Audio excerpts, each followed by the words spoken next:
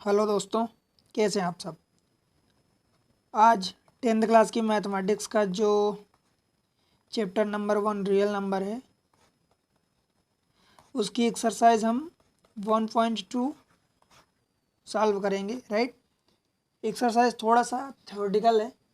Right, तो थोड़ा सा आप उस पर बने रहना। मतलब समझने में क्या होता है कि थ्योरेटिकल में थोड़ा सा ऐसा लगता है कि हम क्वेश्चन नहीं कर रहे हैं, थ्योरी कर रहे हैं, तो थोड़ा थ्योरेटिकल रहता है। कभी कभी उसको भी करना पड़ता है और करना चाहिए, उससे हमारी थ्योरेटिकल माइंड डेवलप होती है।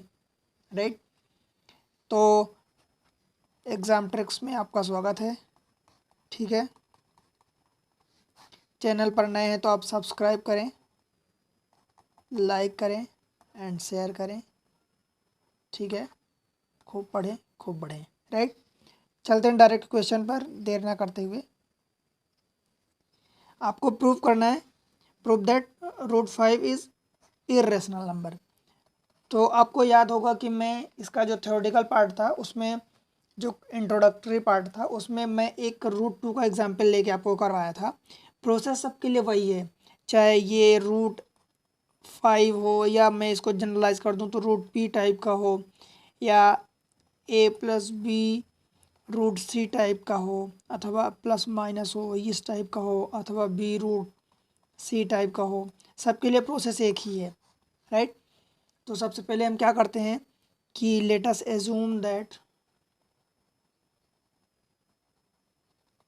हम मानते हैं कि √5 इज़, अगर ये इरेशनल हमसे प्रूव करवा रहा तो हम इसका अगेंस्ट लेके चलेंगे। √5 is rational number, √5 is rational. Right, then क्या करेंगे, we can find A and B such that a/b is equal to √5 where a and b are coprime. ठीक है, क्लियर है। Coprime means A and B में कुछ और common नहीं है, समझ रहे हैं ना, वन के अलावा। अब इसको वही जो हम बार बार प्रोसेस अपनाते हैं वही करेंगे। इसको सॉल्व करेंगे, क्रॉस मल्टीप्लाई करेंगे तो ये √5b is equal to a। ठीक है, जब इसको दोनों साइड का स्क्वायर करेंगे तो क्या हो जाएगा, ये 5b² is equal to a², यही होगा। क्लियर है, कोई दिक्कत तो नहीं। ये कैसे आया, squaring on both side.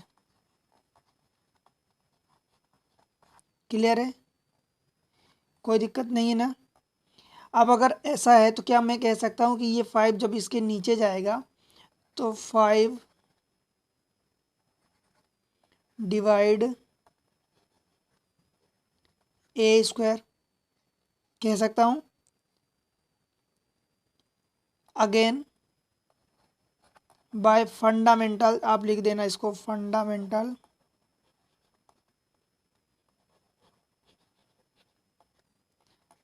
Theorem of arithmetic. इसके अनुसार हम ये भी कह सकते हैं कि ये 5 डिवाइड a, ये भी होगा। क्लियर है, और अगर 5 a को डिवाइड करेगा तो आप मुझे ये बताओ कि मैं इसको क्या ऐसे लिख सकता हूँ कि a is equal to 5c something where, ये वेयर का साइन है, वेयर c इज इंटीजर, लिख सकता हूँ क्या ऐसे। ठीक है, अब जब ये a is equal to 5c हो गया तो जब पहले क्वेश्चन में वैल्यू पुट करेंगे तो ये 5b² is equal to 5c का होल स्क्वायर, ये a² था ना, तो a² की जगह हमने 5c रख दिया, is equal to 25c², which implies b² is equal to 5c²। पहले वाले को आप फर्स्ट इक्वेशन दे देना, इसको सेकंड। तो ये वाला जो था फर्स्ट इक्वेशन। ठीक है, तो जैसा हमने फर्स्ट में किया था उसी के अकॉर्डिंग आप देखेंगे तो क्या ये कह सकते हैं कि ये 5b को डिवाइड करेगा, which implies 5 divide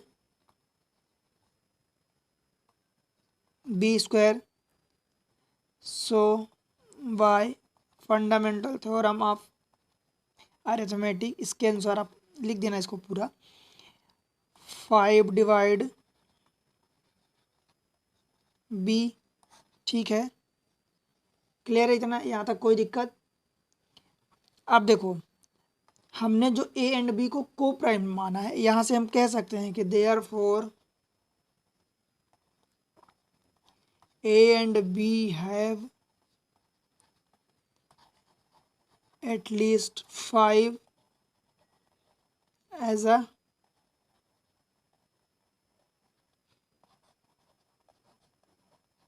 common factor.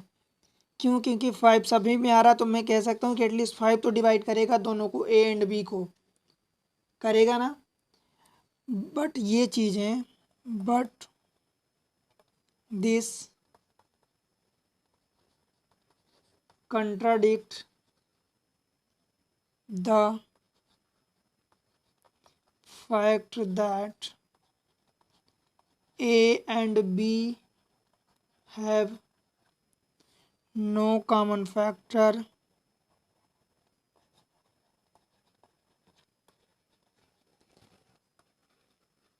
other than 1। ठीक है, मतलब ये कि हमने जो A and B coprime माना था, मींस ए एंड बी में कोई भी कॉमन फैक्टर नहीं था 1 के अलावा। को प्राइम का यही मतलब होता है। अब यहाँ पर ए एंड बी से हमने प्रूफ किया कि ए एंड बी में कम से कम 5 तो एटलीस्ट एक फैक्टर तो है, एटलीस्ट एक प्राइम फैक्टर है जो दोनों ए एंड बी में कॉमन है, राइट। और ए एंड बी में दोनों कॉमन है, दैट मीन्स कि हमारा कंट्राडिक्शन जो है वो गलत हो गया। सो यहाँ से लिख सकता हूँ कि this contradiction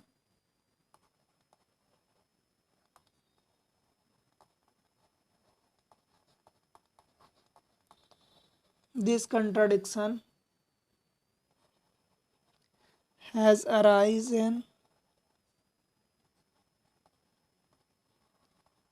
because of our incorrect assumption। कौन सा एजम्पशन? कि हमने √5 को हमने रेशनल माना, ये इनकरेक्ट एजम्पशन था, बिकॉज ऑफ इनकरेक्ट एजम्पशन। तो यहाँ से मैं क्या कह सकता हूँ? यहाँ से मैं ये कह सकता हूँ कि √5 is incorrect assumption of √5 is rational. ये हमारा इनकरेक्ट एजम्पशन था। क्लियर है? which implies we conclude that √5 is irrational। Clear है? √5 इज irrational, यही अपने को प्रूव करना था, यानी ये प्रूव हो गया। ठीक है, बताओ यहाँ तक कोई दिक्कत हुई? क्योंकि यही चीज़ें मैं आपको इंट्रोडक्टरी पार्ट में एक √3 लेके करवाया था। आप √3 की जगह √2 ले सकते हैं, √5 ले सकते हैं, √7 ले सकते हैं, या √p where p is the prime number, कोई भी आप ले सकते हैं। ठीक है, अब आप ऐसा मत कर देना कि √4 ले लेंगे तो √4 मीन्स 2, वो तो ऑलरेडी फिर हो जाएगा। ठीक है ना? क्लियर है? इसमें कोई दिक्कत नहीं ना? सेम प्रोसेस, सेम फंडा, यही चीज़ें सबके लिए अप्लाई करनी है, चाहे वो इस टाइप को हो। मैं आपको बताया ना कि चाहे वो √a टाइप का हो, या a+-b√c हो, इस टाइप का हो, किसी भी टाइप का हो, या रूट समथिंग a+√b टाइप का हो, किसी भी टाइप का हो, प्लस माइनस, सबके लिए ऐसा ही है। Prove that 3 + √5 2√5 is irrational. तो वही चीज़ करेंगे कि लेट अस एज्यूम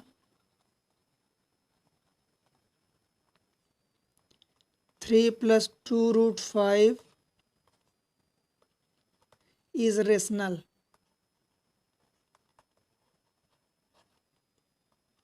क्लियर है? बस वही अपना फिर क्या करेंगे, that is we can find A and B such that A upon B is equal to 3 plus 2 root 5 where B not equal to 0 and A and B are co-prime. A and B coprime है and B zero नहीं होगा. B zero क्यों नहीं होता, इसको हम generally मानते हैं क्योंकि जो चीज़ डिनोमिनेटर बेस में होती है अगर वो चीज़ जीरो हो जाएगी तो टोटल नंबर जो हो जाएगा ये पूरा ये अनडिफाइन हो जाएगा, इनफाइनाइट हो जाता है. ठीक है, इसलिए कभी भी बेस की चीज़ जो भी होती है उसको जीरो नहीं करते. क्लियर है यहाँ तक. अब आप देखो यहाँ से कि मैं इसको थोड़ा सा अरेंज करता हूँ. B A upon B -3 is equal to 2 root 5.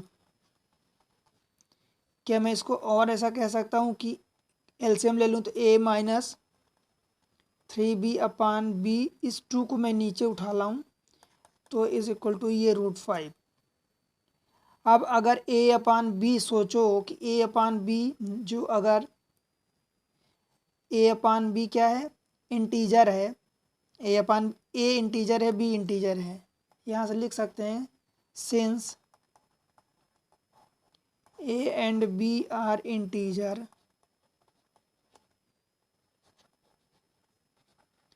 then A upon B is क्या हो जाएगा, रेशनल हो जाएगा.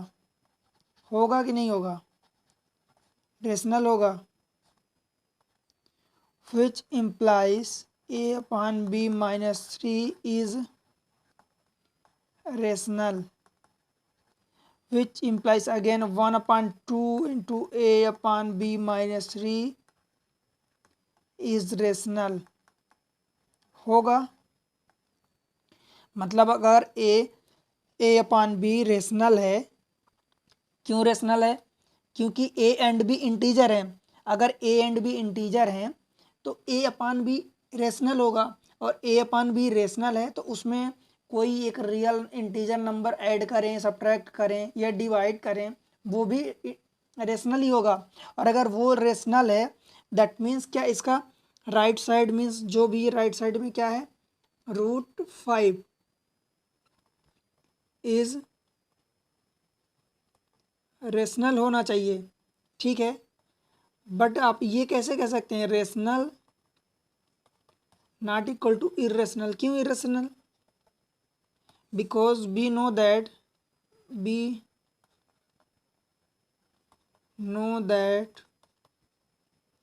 The fact is root 5 is irrational. Root 5 irrational होता है. क्लियर है यहाँ तक, मीन्स कंट्राडिक्टरी आ गया. ठीक है, but this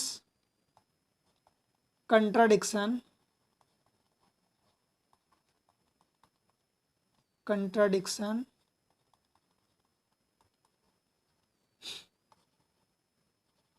that has arisen because of our incorrect अथवा wrong assumption.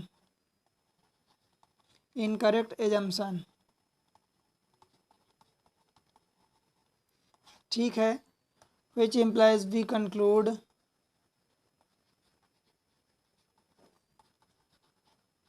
that क्या 3 plus 2 root 5 is irrational. बताओ भाई, कोई दिक्कत है यहाँ तक. 3 plus 2 root 5 ये इरेशनल हो गया. यही हमें प्रूफ करना था, हमने प्रूफ कर दिया. Hence proved. फिर आप अपने आंसर को जितना सजाना चाहते हैं आप सजा सकते हैं. ठीक है, कोई दिक्कत यहाँ तक, किसी भी टाइप की कोई दिक्कत नहीं है ना. नहीं है तो आगे बढ़ें. ठीक है, चलिए आगे बढ़ते हैं अगले क्वेश्चन पर. जो क्वेश्चन नंबर 3 है इसमें 3 पार्ट हैं. इसका पहला पार्ट जो है सबके लिए एक ही प्रोसेस है. देखो आपको मैं अभी 2-3 क्वेश्चन करवा दिया, एक तो इंट्रोडक्टरी में, पहले दो क्वेश्चन करवा दिया, सभी में वही फंडा है। अपने को प्रूव करने पहला इज रेशनल, इरेशनल प्रूव करना है। ठीक है, तो अपन क्या करते हैं कि इसके अगेंस्ट मीन्स इसके कंट्राडिक्टरी एज्यूम करते हैं। Let us assume 1/√2 is rational. ठीक है, इसको रेशनल लेते हैं। Means a/b is equal to 1/√2 where a and b are integer and a and b are को प्राइम, इंटीजर है एंड को प्राइम है। क्लियर है, तो क्या अपन इसको लिख सकते हैं कि b/a is equal to √2 which implies b is equal to a√2 और √2a is equal to b। ऐसा लिख सकते हैं क्या? जब आप इसका स्क्वायर करेंगे तो ये 2a² is equal to b²। ये क्वेश्चन वही टाइप का आ गया जो पहला क्वेश्चन अपन किए हैं, उसमें क्या था a² is equal to 2b² था, इसमें b² is equal to 2a² है। इसको दे देते हैं फर्स्ट को इक्वेशन, इसको नहीं। ठीक है, अब क्या करेंगे, बस वही चीज़ें, सेम चीज़ें कि 2 डिवाइड b²। ठीक है, so by fundamental theorem of arithmetic 2 divide b। Clear, clear है। Hence b is equal to 2c where c is integer, c is an integer. ठीक है, कोई दिक्कत यहाँ तक? तो अपन उसमें वैल्यू पुट करेंगे तो जो 2a² था इज इक्वल टू b², तो ये b² की जगह हमने 2c का स्क्वायर रख दिया is equal to 4c², which implies 2 cut जाएगा तो a² is equal to 2c²। This is equation number 2। Again वही चीज़ है क्या, 2 divide a² and by fundamental theorem of arithmetic 2 divide a। ठीक है, विच इम्प्लाइज अपन कह सकते हैं कि एटलीस्ट 2 डिवाइड अथवा 2 divide both a and b, अथवा ये कह सकते हैं कि at least 2 is a common prime factor of both a and b। 2 divide both a and b, और ऐसा कह सकते हैं कि at least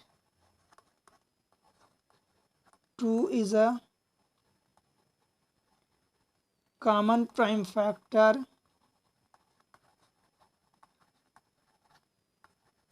of both a and b। ठीक है, मीन्स अगर a एंड b दोनों में 2 कॉमन फैक्टर है, दैट मीन्स क्या कह सकते हैं हम, ये कह सकते हैं कि this is contradictory of a and b are coprime. कह सकते हैं क्या, हमने जो a एंड b को को प्राइम एज्यूम किया है तो उसका कंट्राडिक्टरी हो गया, क्योंकि को प्राइम मीन्स उसमें कुछ भी कॉमन नहीं है अदर देन 1, और यहाँ पर तो a एंड b दोनों में कम से कम 2, एक 2 जो है वो एक कॉमन फैक्टर हो गया, common prime factor. Means this is contradictory, means this is contradictory of our incorrect assumption incorrect assumption,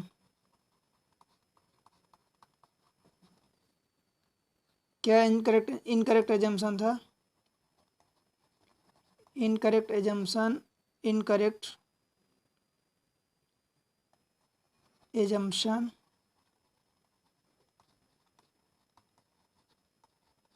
of 1/√2 is rational.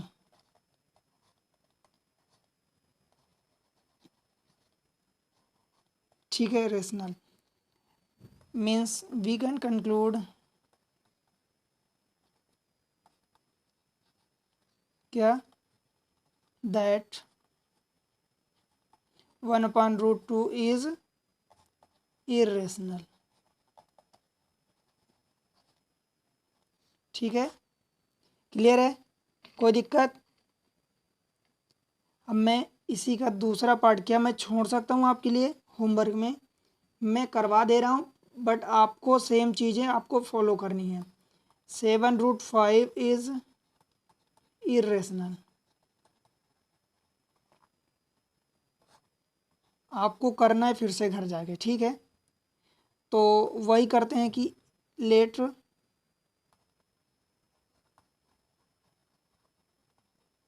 Assume 7√5 is, इसका अगेंस्ट रेशनल।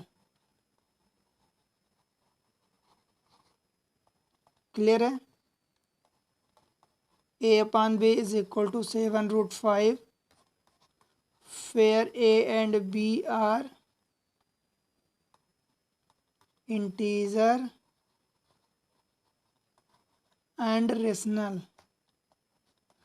बार बार एक ही चीज़ लिख रहे हैं, एक ही चीज़ एज्यूम कर रहे हैं, तो आपको याद हो जाना चाहिए। ठीक है, अब अगर a/b इंटीजर है तो क्या मैं इसको अरेंज करके a/7b इज इक्वल टू √5 लिख सकता हूँ? ठीक है, लिख सकता हूँ। मीन्स अगर आप लिख सकते हैं कि if a and b are integer then a/b and a/7b are क्या होगा, रेशनल। और अगर रेशनल हो गया एंड दैट इज वाई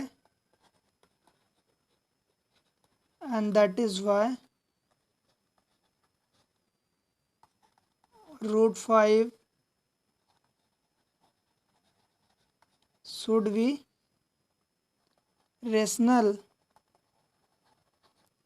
ठीक है, but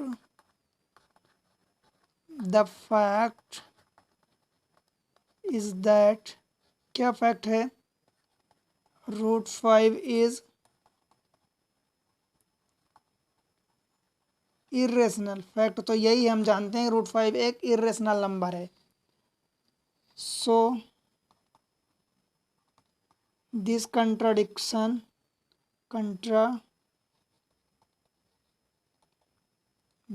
has arisen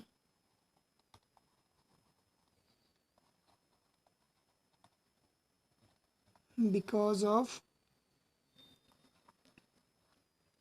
our incorrect assumption of, क्या है इनकरेक्ट एजम्पशन, 7√5 इज रेशनल। ये हमारा इनकरेक्ट एजम्पशन था। सो हम कंक्लूड कर सकते हैं,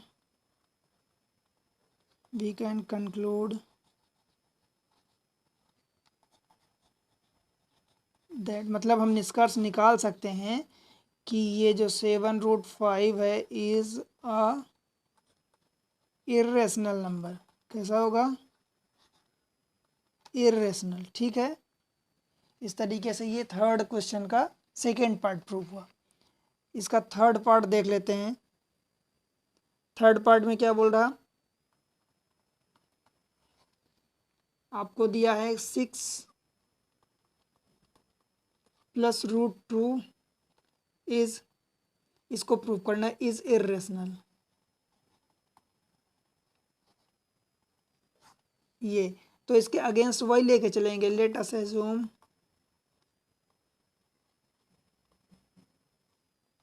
6 + √2 इज रेशनल। बताओ कोई दिक्कत है? रेशनल है, ठीक है। तो a/b इज इक्वल टू 6 + √2, ठीक है। Where a and b are integer and क्या है? को प्राइम है।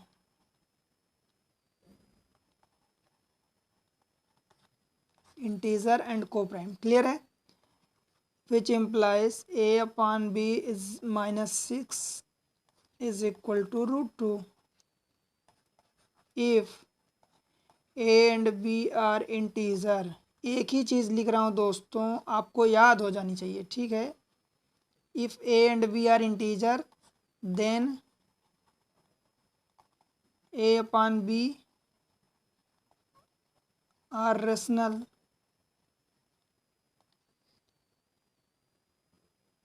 विच इम्प्लाइज कह सकते हैं कि a/b -6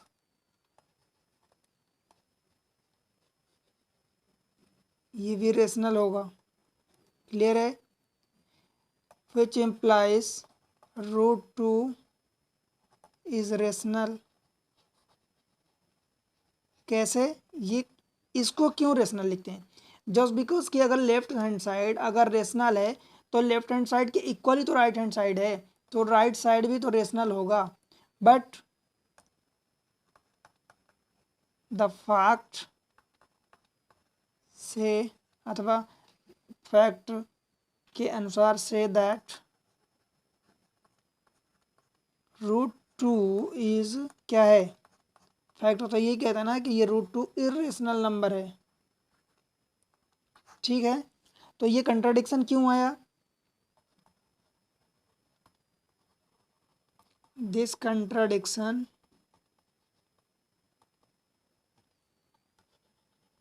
has arisen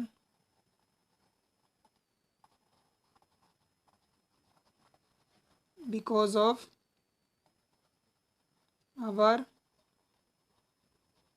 wrong अथवा incorrect assumption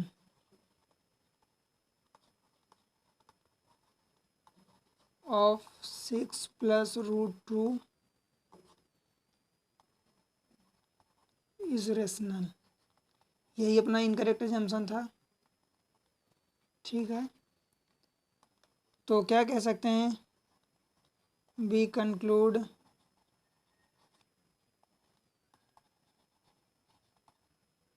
दैट, हम निष्कर्ष निकाल सकते हैं दैट 6 + √2 अथवा 6 माइनस भी होता तो भी चल जाता, इज इरेशनल, क्लियर। इस तरह से मैं एक एक सवाल आपको करवा दिया, आप इसको खुद से ट्राई करें, खुद से करें बिना देखे। वही ट्रिक्स, वही तरीका, वही एजम्पशन, वही टेक्निक, सब कुछ बार बार रिपीट हो रही है। आप एक दो कर लेंगे, समझ लेंगे तो सब आपको याद हो जाएगा। इस तरीके से पढ़ते रहिए, बढ़ते रहिए, ठीक है। फिर अगले चैप्टर पर अगले लेक्चर में हम मिलेंगे। तब तक के लिए चैनल पर नए हैं बिल्कुल तो सब्सक्राइब करना बिल्कुल ना भूलें, ठीक है।